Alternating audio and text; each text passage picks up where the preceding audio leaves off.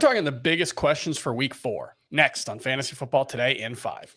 Welcome to FFT in 5. I'm Chris Towers. I'm here with Heath Cummings. And Heath, we are looking ahead to week 4, and I'm going to start with the biggest question for the QB position. We'll go through each position after that. And we'll start with, I saw you tweeting about this, and I'm interested in your thoughts. Is CJ Stroud a starting QB in fantasy already? I don't believe he is yet, but I do believe he should be talked as if he is moving that direction, and he might be as soon as this week's over. The only concern I have is we know how beat up that Texans offensive line is. Stroud, I think, has the 5th highest pressure rate through the first 3 weeks of this season, and now he's facing the Steelers. And we know what their edge rush is like. So for a rookie quarterback with a bad offensive line against those Steelers pass rush, I'd like to wait one more week.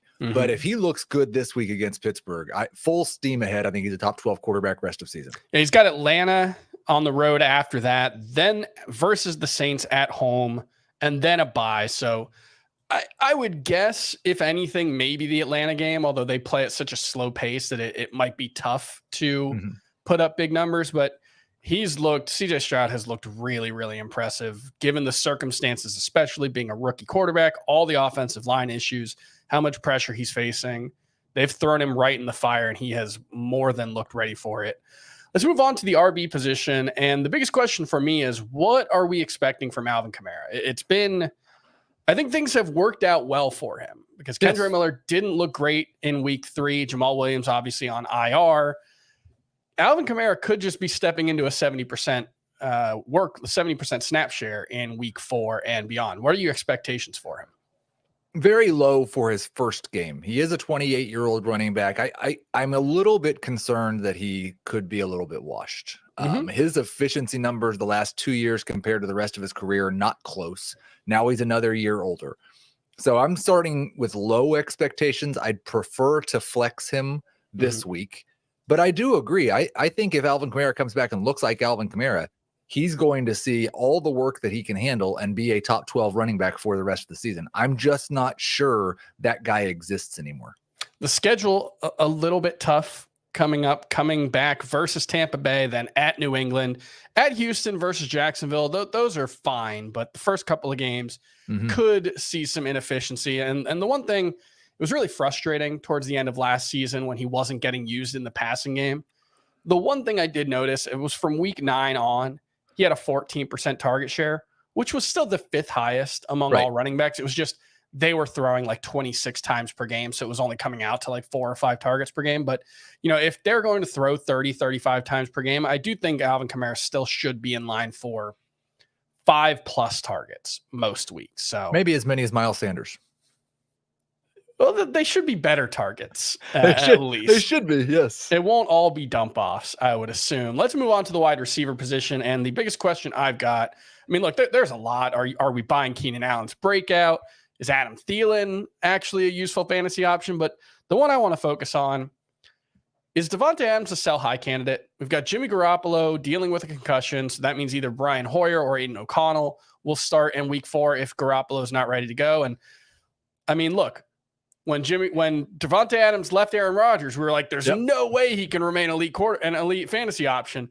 Then Derek Carr leaves and Jimmy Garoppolo replaces him. And we're like, there's no way Davante Adams can be an elite fantasy option. And guess what? He's still an elite fantasy option. Are you viewing him as a sell high candidate? I'm not, but I did go into this year with concerns about the older guys at all positions. And both Keenan Allen and Davante Adams are performing like top 5 wide receivers and are old enough that you could be concerned about that. So I think that the reason for me would be injury and or age concerns, not quarterback concerns. I think Davante Adams has shown us enough. It's not just Jimmy Garoppolo and Derek Carr, but it's whoever's backed up whenever his starter's been hurt as well. DeShone Kizer, he was still good with DeShone Kizer back in the day. It does not matter who the quarterback is when you are Davante Adams. And so I'm not worried if he has a backup quarterback this week. Yeah, as it turns out, if you're open on every play, and even when you're not open, you're maybe the best contested catch guy in the NFL, quarterbacks are going to throw to you and good things are going to happen. And that's the case with Davante Adams. Let's move on to the tight end position. And the biggest question here, are any tight ends good besides Travis Kelce and Sam Laporta? I guess could be one way you could phrase it, but I'll phrase it in a slightly more actionable way. You're looking to make a trade. Who's your favorite buy low target at the tight end position?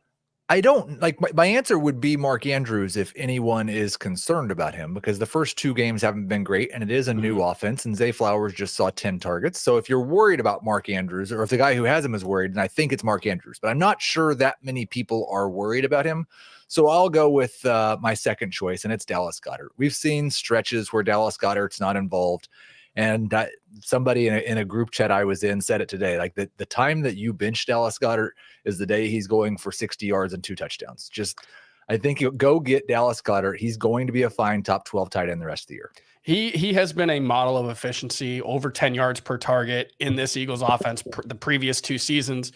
I think it's down to like 4 right now. And I thought on Monday night, he looked a little slow when he was getting, one of the signature plays for him is these like weird tight end screens where there's just nobody within 15 yards. And when they did that on Monday night, he didn't look as quick after the catch as he has in the past. So I could see a scenario where he's not necessarily as good as he has been, but I do agree he's a buy low candidate. Darren Waller, I'll also say is very much a buy low candidate for me. And that's going to do it for FFT and 5. We'll see you tomorrow. We'll talk some start sit questions. Take care.